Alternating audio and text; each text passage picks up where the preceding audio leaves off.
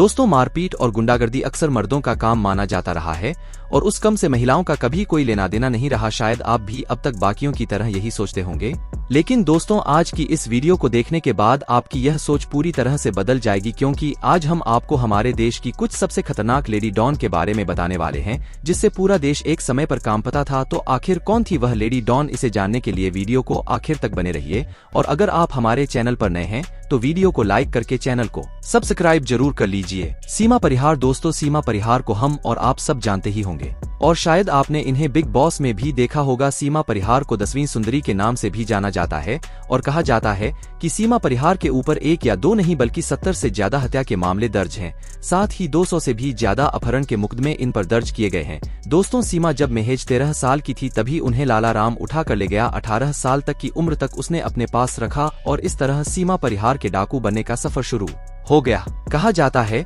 कि 80 और 90 के दशक में लोगों के बीच सीमा परिहार का खौफ इतना ज्यादा बढ़ गया था कि लोग सिर्फ सीमा परिहार के नाम से ही कांपते थे। इसके बाद सीमा परिहार लगभग 2 दशकों तक लाला राम की गैंग के साथ थी। उसके बाद सीमा सम्राट कहे जाने वाली डाकू गैंग के साथ जुड़ी और उनके साथ जुड़कर खूब आतंक मचाया।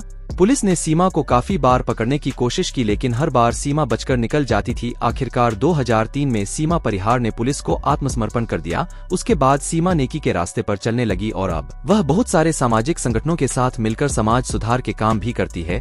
साथ ही पर्यावरण की रक्षा के लिए भी बहुत सारे अभियान चलाती है। शशिकला रमेश पाटनकर। दोस्तों, शशिकला को ड्रग्स की देवी के रूप में भी जाना जाता है। यह ड्रग्स की सप्लाई किया करती थी, जो कि बहुत बड़े लेवल का काम था। शुरू में शशिकला अपने परिवार के भरण पोषण के लिए दूध बेचा करती थी। इसके बाद उनके पति और उनके भाई को ड्रग्स की लत लग गई, जिसके वजह से शशिकला को भी ड्रग्स में होने वाले लेन देन के बारे में सारी जानकारी लग गई। उसे यह भी पता चल गया है कि इस धंधे में बहुत ज्यादा मुनाफा होता है। फिर क्या परिवार के लिए शशिकला इस धंधे में कूद पड़ी और दूध बेचने के साथ साथ शशिकला ड्रग बाजार में आ गई और देखते ही देखते शशिकला की ड्रग्स के धंधे की रानी बन गई। पुलिस के द्वारा शशिकला के पति और भाई को तो पकड़ लिया गया, लेकिन शशिकला आज भी पुलिस के पहुंच से बाहर है। गंगूबाई काठियावाड़ी। दोस्तों, कुछ समय पहले रिलीज हुई गंगूबाई फिल्म तो शायद आपने देखी होगी, जिसमें आलिया भट्ट ने गंगूबाई का किरदार निभाया है।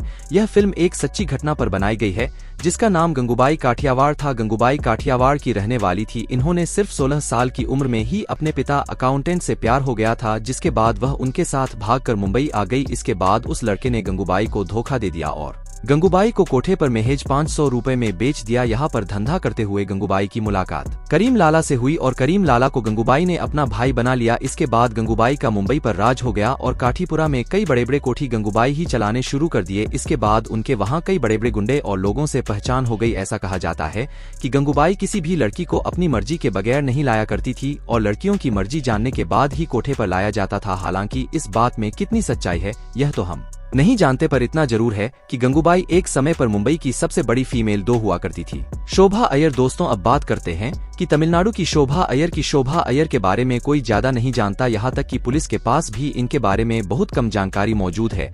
दोस्तों, आपको जानकर है हैरानी होगी कि पुलिस के पास इस महिला के कोई भी फोटो नहीं आई, यानी कि आप समझ सकते हैं कि यह कितनी चालाकी और चुपचाप से अपने काम को अंजाम देती होगी। पुलिस शोभा की तलाश में लगी हुई है, लेकिन शोभा का कोई सुराग अब तक पुलिस को नहीं मिला। यही कारण है कि शोभा को मिस्टीरियस गैंग के नाम से भी जाना जाता है। दक्षिणी भारत में शोभा ने जुर्म की दुनिया में अपना आतंक फैला रखा है और शोभा के आगे कोई दूसरा गैंग नहीं टिक पाता। कहा जाता है कि दक्षिण भारत में बिना शोभा के मर्जी के एक पत्ता भी नहीं हिलता। शोभा के खिलाफ रेड नोटिस भी जारी किया गया था और इसी बात से आप समझ गए होंगे कि यह कितनी ज्यादा कुख्यात अपराधी है। हसीना पार्कर। सन 1991 में हसीना ने जमकर अपनी दहशत मचाई कि हसीना जानेमाने डॉन दाऊद इब्राहिम की बहन थी और उनका नाम महेश पार्कर था। लेकिन हसीना पार्कर दाऊद इब्राहिम की बहन होने के अलावा अपने दम पर बहुत कुछ करती थी। हसीना पार्कर ने दक्षिण मुंबई में पूरा कब्जा जमा रखा था और कई इलाकों में तो उनका कुछ इस तरह की था कि हसीना की मर्जी के बिना वहां कुछ भी नहीं किया जा सकता था। हसीना को गॉड मदर के नाम से भी जाना जाता था। 1991 के पहले हसीना का जुर्म से कोई लेना देना नहीं था। सिर्फ दाऊद की बहन होने के नाते हसीना पार्कर किसी भी धंधे में शामिल नहीं थी, लेकिन हसीना के पति की हत्या होने के बाद हसीना को मजबूरन इस धंधे में घुसना पड़ा।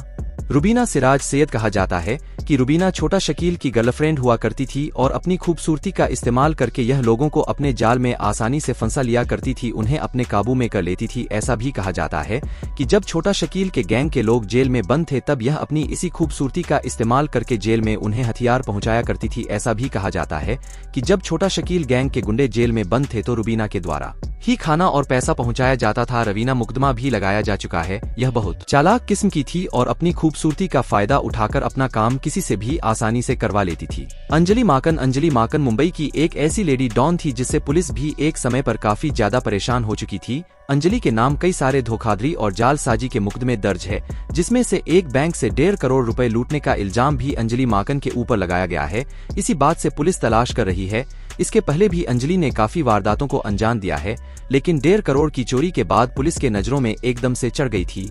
लेकिन उनके खिलाफ कोई भी इंफॉर्मेशन मौजूद नहीं है, साथ ही उनके बारे में कोई जानकारी नहीं, जिसकी वजह से यह इतनी बड़ी चोरी करके भाग गई। मुंबई पुलिस से लेकर सीबीआई हर कोई इसकी तलाश में है, लेकिन अब तक इसके खिलाफ कोई भी शुरुआत नहीं मिला।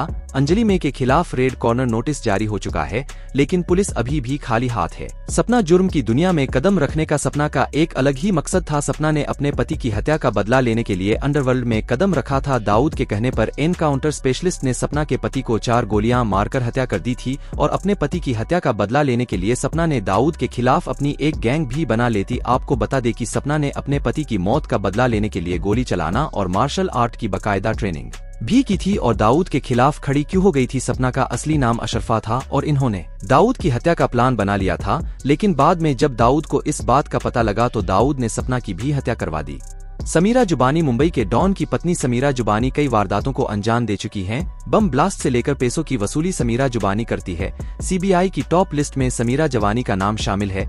इस पर यह भी इल्जाम लगाए गए थे कि जब अबू सलीम ने भारत छोड़ा था तो अबू सलीम के जाने के बाद भारत ने उसके धंधे को समीरा ने ही संभाला था और आगे भी बढ़ाया था। इस वक्त समीरा अमेरिका में रहती है और भारत में इसके खिलाफ नोटिस जारी किया जा चुका है। पुलिस का कहना है कि समीरा अमेरिका में जाली पासपोर्ट के जरिए गई थी और अबू सलीम भी जाली पासपोर्ट के जरिए भारत भाग गया। हालांकि भारत की पुलिस इस काम में लगी हुई है कि किसी तरह इसे अमेरिका से पढ़कर भारत वापस ले लाया जाए, लेकिन अभी तक इसमें कुछ खास कामयाबी नहीं मिली है। तो दोस्तों, यह थी हमारे देश की कुछ महिला डॉन जिनके बारे में इससे पहले शायद आपने नहीं सुना होगा। वैसे तो यह सभी फीमेल डॉन है जो कि काफी खतरनाक भी है। इनके समय में सिर्फ इनका ही राज हुआ करता था। तो आपको इनमें से सबसे ज्यादा कौन सी फीमेल डॉन लगी, हमें कमेंट करके बताएं। वीडियो पसंद आई हो तो लाइक करें, चैनल को सब्सक्राइब करके बेल आइकन को प्रेस करना ना भूलें।